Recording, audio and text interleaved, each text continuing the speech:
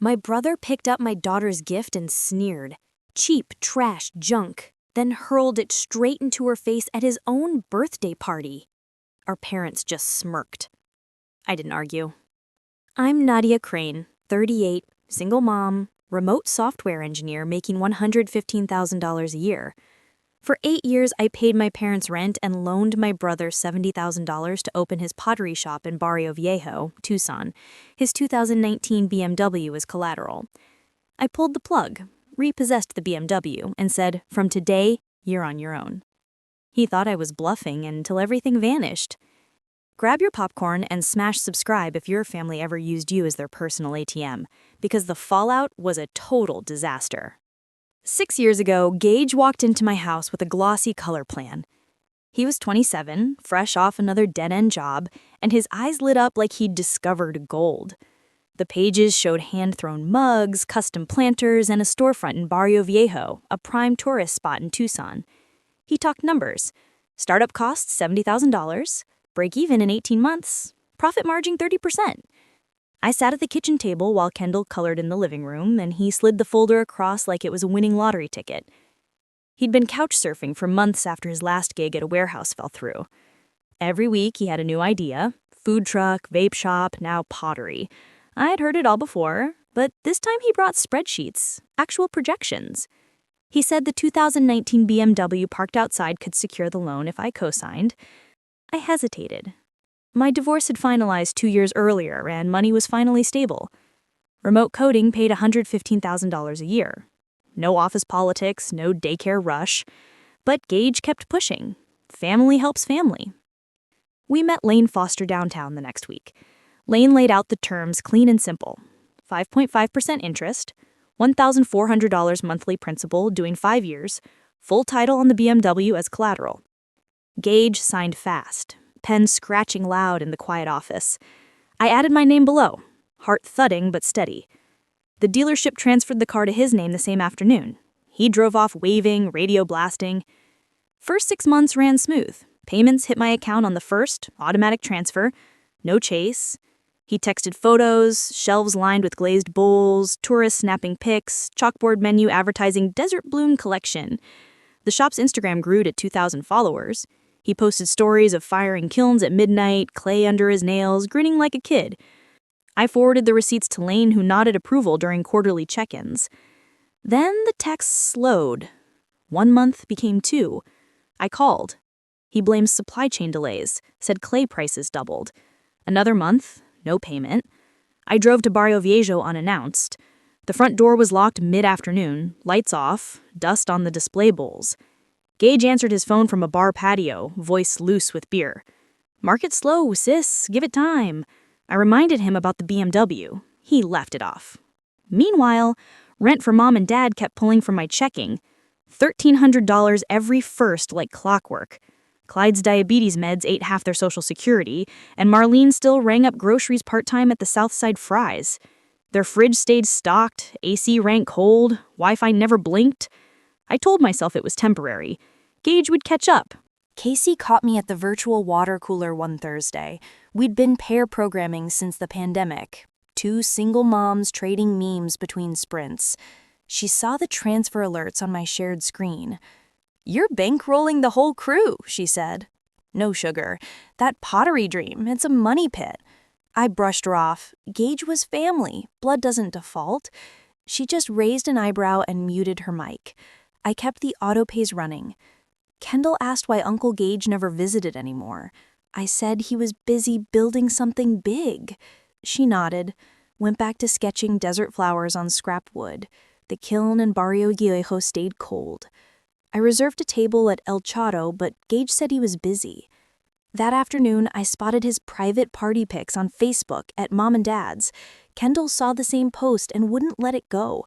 She clutched the wooden box she'd been carving after school for 4 solid months. Gage's name in bold letters, desert cacti etched along the edges, lid hinged with tiny brass screws she saved her allowance to buy.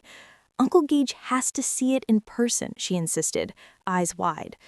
I sighed, grabbed the keys, and we drove the 20 minutes to South Tucson. Their street looked the same. Cracked sidewalks, chain-link fences, mom's plastic flamingos faded pink. Cars crammed the driveway, cousins I hadn't seen in years, neighbors from the old block. Gage had strung chili lights across the carport, folding tables loaded with tamales and Corona. Music thumped from a Bluetooth speaker. Kendall hopped out before I parked, box tucked under her arm like treasure. We stepped through the side gate. Gage stood center stage in a new linen shirt, beer in hand, laughing with a circle of buddies. Kendall marched straight up. "Happy 33rd, Uncle Gage." She held the box high. He glanced down, smirk curling. Was this? He flipped the lid open, peeked inside at the empty velvet lining meant for his watch collection, then he snorted, "Handmade junk. Worthless." Before anyone processed, he hurled the box straight into Kendall's face. Wood cracked against her cheek, brass hinge scraping skin. She stumbled back, box clattering to the concrete. The yard froze. Clyde looked up from his lawn chair, insulin pump clipped to his belt, and just chuckled under his breath. Marlene, wiping salsa from her fingers, shook her head. Kids these days always with the crafts. A cousin pulled out her phone, started filming. Within seconds, the family group chat blew up. Laughing emojis. "Real family right here. Sis and niece not invited. Classic." Kendall's lip trembled, a thin line of blood where the hinge caught. I knelt, picked up the splintered lid, saw her 4 months of late nights flash across the broken grain. Gage turned back to his friends like nothing happened. I stood, phone already in hand, snapped a quick photo of the BMW parked crooked on the lawn, his name on the title, my collateral. Then the latest rent statement on my banking app, $1,300 due in 3 days. I typed one line into the group chat, attached both images. "You're on your own. Everything stops." Phones buzzed around the tables. Gage's head snapped toward me. "You're joking!" I didn't answer. Kendall grabbed my sleeve and we walked out past the chilly lights. The gate clanged shut behind us. In the car, she pressed a tissue to her cheek, silent. I started the engine, tires crunching gravel. Gage's shouts faded as we hit the main road. Back home, I blocked the group chat. Kendall showered, came out with a butterfly bandage from the first aid kit. She set the broken box on her desk, stared at it a long time, then opened her laptop and started a new design. Something sharper. No cacti. I logged into the bank, hovered over the auto pay for Mom and Dad's rent, finger paused, then clicked disable. Confirmation pinged, scheduled payment canceled. That night, Gage left 4 voicemails, first angry, then pleading. I deleted each one unheard. Kendall fell asleep with the dusk lamp on, wood shaving still in her hair. I sat on the couch, stared at the dark screen, and felt the first real quiet in 8 years. The next morning, Lane Foster emailed the official demand letter. Subject line, "Notice of default, Gage Brooks loan." Attached PDF stamped red, 30-day cure period already halfway burnt. I forwarded it to the repo company Lane kept on retainer. Same outfit that handled foreclosures for half the lenders in Pima County. They confirmed pickup for 10 a.m. sharp, no extensions. I brewed coffee, watched Kendall tape the splintered box back together with wood glue. She didn't speak, just sanded the rough edge where the hinge had torn. At 9:45, my phone buzzed with a live feed link from the repo driver. I clicked. Barrio Viejo sidewalk, pottery signs swinging. Gage paced out front in yesterday's shirt, yelling into his cell. The flatbed rolled up. 2 guys in high-vis vests hopped out. Gage lunged for the driver's door. Repo man sidestepped, hooked the BMW in under 3 minutes. Chain clinked, engine revved, car lifted like a toy. Tourists stopped, phones out. Gage chased the truck halfway down the block before it turned the corner. Auction posted online that afternoon. Starting bid, $25,000, reserve, none. Bids trickled in from Phoenix dealers, a collector in Sedona. Final hammer at $35,000, wired to Lane's trust account by close of business. Deficiency balance, $45,000, now unsecured. Lane filed the judgment lien against Gage's future wages, standard procedure. I opened the banking app, scrolled to recurring transfers. Mom and Dad's rent, $1,300 due in 48 hours. Electric, water, internet, another $400 combined. I hovered over each, thumb steady, then toggled off. Confirmation banners flashed green. Canceled. First time in 8 years, the chain broke. Gage started calling at noon. First ring went to voicemail. His voice cracked, background noise of the empty shop. "Sis, we can talk this out." Deleted. Second call, angrier. "You're tanking everything I built." Deleted.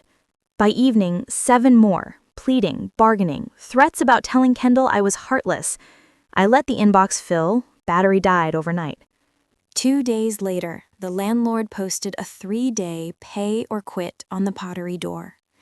Gage scraped together partial rent from credit cards, bought a week.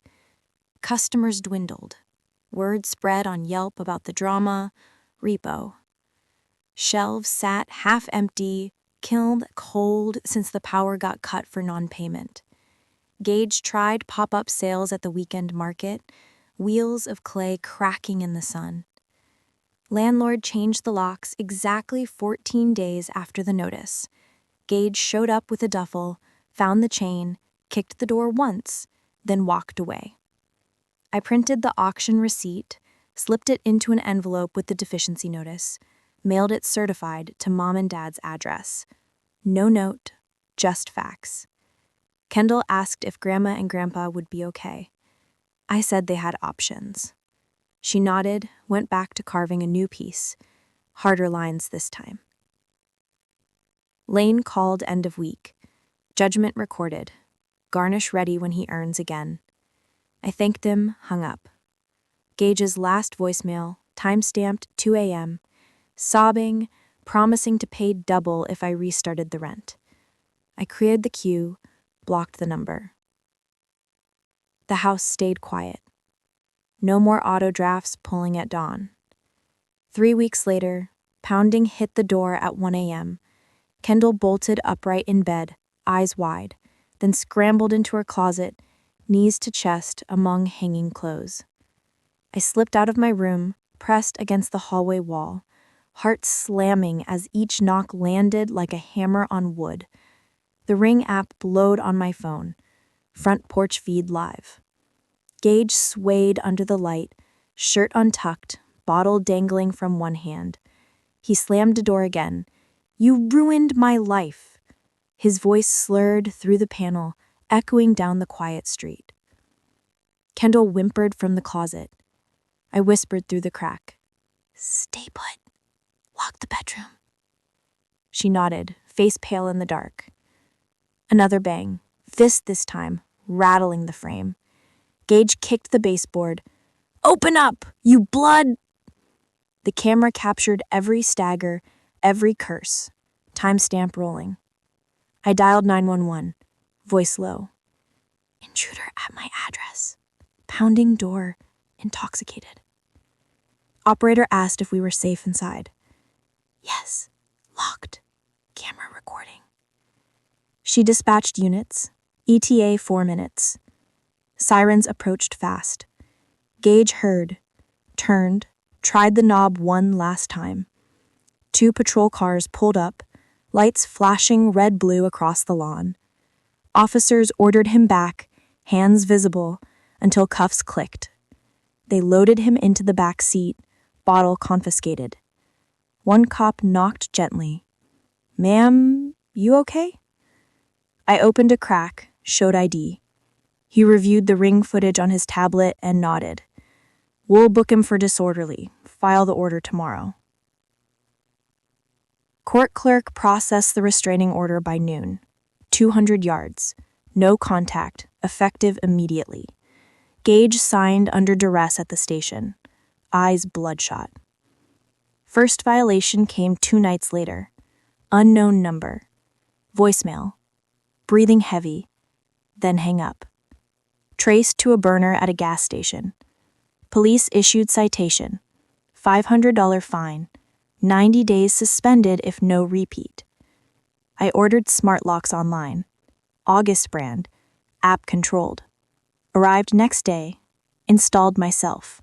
drilled into the frame while Kendall held the level. Deadbolt slid smooth, chime confirming. She tested the code 3 times. Finger steady now. That night she left her desk lamp on, bulb casting soft glow under the door. Pattern held a full month. Light on until dawn, closet door cracked open, just in case. Gage's mugshot circulated on the neighborhood watch app. Delivery drivers recognized him, refused packages to mom and dad's old address. Kendall started therapy sessions through school. Counselor noted anxiety spikes around loud knocks. I attended parent night, learned breathing techniques to teach her. Ring alerts stayed armed, motion zones tight on the porch.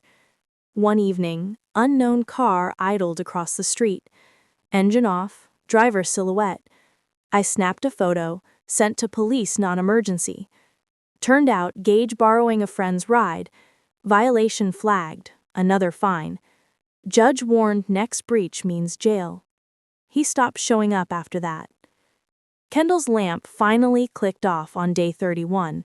She emerged for breakfast, hair tousled, smiled small. I think we're good. I poured cereal, nodded. The house settled into a new rhythm. No midnight pounds, no unknown calls. Smart lock beeped friendly with each entry. Mom and Dad started showing up at the company gate during rush hour. Clyde balanced on his cane, rubber tips squeaking on sun-baked pavement. Marlene clutched a flattened cardboard sign, inked in bold marker. Ungrateful daughter. 4:45 p.m. Engineers in hoodies and Nikes poured out, some pausing to read, others lifting phones. A white Tesla slowed at the curb, driver gawking. Security booth radio crackled. I watched the lobby monitor from the 3rd floor open office. HR already on Slack. Gate incident, escort en route. External camera feed. 2 guards in navy polos stepped out, earpieces in, badges flashing. Sir, ma'am, private property, move to the public sidewalk. Clyde straightened, voice rough from decades of unfiltered cigarettes. She's my kid, family matter. Marlene shoved the sign higher, nearly clipping a passing e-scooter. Guards flanked them, open palms guiding, no contact, just presence. They reached the property line. Verbal trespass warning delivered. Return equals criminal trespass. Clyde grumbled about lawyers.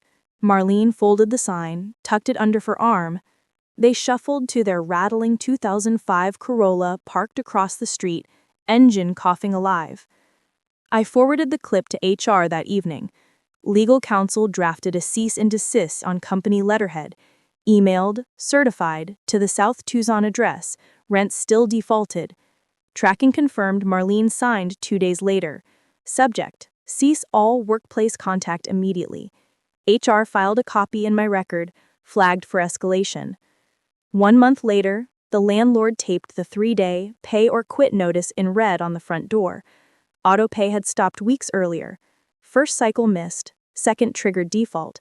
Balance $2,600 plus penalties. Clyde left a voicemail at reception. Tell Nadia her father's insulin costs money. Forwarded to HR. Added to file. I stayed silent. 30-day eviction clock began with court filing. Sheriff's deputy posted the yellow final notice. Bold print. Lockout imminent. Moving day arrived, cloudless. U-Haul idled in the cracked driveway, orange cord snaking to the garage for final boxes. Neighbors watched from behind blinds. Marlene packed faded photo albums into plastic tubs labeled in Sharpie. Clyde directed from a nylon chair on the porch, portable oxygen humming. By noon, the house stood empty, keys on the counter, blinds half drawn. New tenants, a couple with a toddler and a lab, signed the lease that afternoon. Landlords swapped locks, forwarded mail to general delivery. They checked into Motel 6 off I-10, room 8, ground floor by the ice machine. $900 cash up front for 30 nights, no card. Neon vacancy flickered through thin curtains. Marlene posted publicly on Facebook, daughter evicted her parents. Pray. Tagged my work profile. I screenshot, archived in HR. Clyde's glucose spiked on vending machine pastries. Urgent care bill hit $1,200, mailed collect to the motel. Gage activated Uber Eats on a cracked iPhone 8, borrowed a dented 2008 Civic from a casino night buddy, suction phone mount on dash, red delivery bag and back, orders sparse, downtown salads, late night tacos, tips average $3, gas $40 daily, net break even. He reclined the seat in Walmart lots, dollar store blanket, alarm for 4 a.m. runs. LA Fitness trial lapsed when card declined. Security logged a second gate visit 3 weeks after the first. Marlene solo, smaller sign on printer paper. Help your parents. Arrived 4:30 p.m., just inside the line. Guards intercepted before exit rush. HR issued final trespass order, copied to Tucson PD. Campus ban effective, photo circulated to posts. Clyde tried my work email from the library, bounced. Subject logged, you'll regret. Moto manager knocked day 24, extension due noon. Fund short after ER copay. They loaded tubs into the Corolla trunk, roped shut. Joined Gage at Walmart overnight. 3 cars, 2 cars, windows cracked, fogged by dawn. Gage ran breakfast burritos, returned with hash browns and senior coffee. Marlene scanned Indeed on a cracked Android, no cashier callbacks. I blocked all, forwarded addresses to a P.O. box. Kendall asked once about grandparents over cereal. I said, actions have outcomes. She nodded, sanded a new puzzle box, sliding panels, no nails. Security feeds stayed clean after the ban, no more signs. 1 year later, a handwritten letter arrived from Gage. Envelope postmarked Tucson, no return address. My name scrawled in shaky blue ink. Inside, 3 pages torn from a yellow legal pad, creased and coffee-stained. Sis, I was wrong. I see it now. The shop, the car, the rent, everything. I took you for granted. Dad's diabetes got worse in the motel. Doctors say amputation below the knee if we don't pay for the specialist. Please forgive me. One last chance. I read it at the kitchen island, morning light slanting through new blinds. Kendall poured cereal across for me, now 16, hair longer, voice steadier. She glanced at the pages. Uncle Gage? I nodded. She pushed her bowl away, waited. I folded the letter once, placed it back in the envelope, and slid it into the trash under yesterday's coffee grounds. That afternoon I drafted a single postcard. Plain white, no picture. We are no longer family. Mailed from the corner box. No signature, postmark only. No contract proposed, no money offered, no phone number included. Gage never replied. The letter went one way. We had moved 3 months earlier. Quiet subdivision north of the city, adobe walls, citrus trees in the yard. New build, 2 stories. Kendall's room overlooking the Catalina foothills. Changed every number. Cell, work extensions, even the vet for the cat we adopted.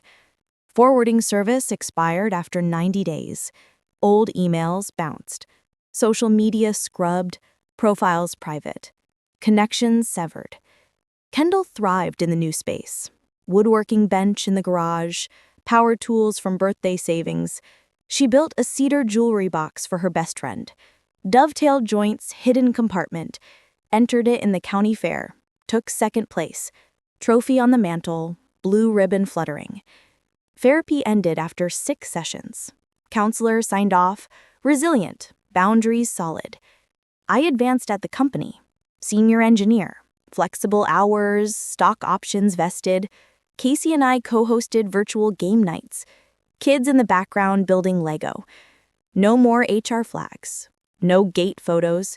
Security feeds archived blank. Rumors filtered through distant cousins.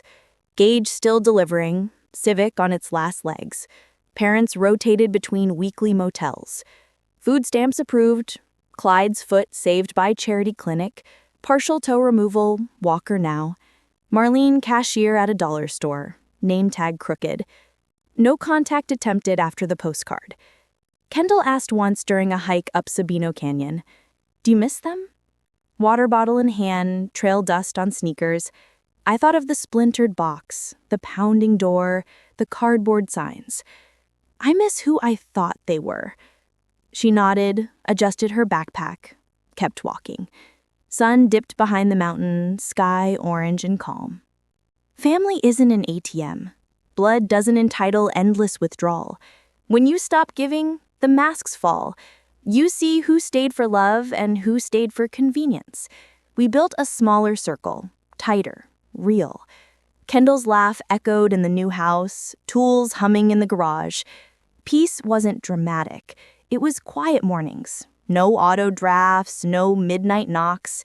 The lesson stuck. Protect your peace like code. Test boundaries, commit changes, deploy without regret.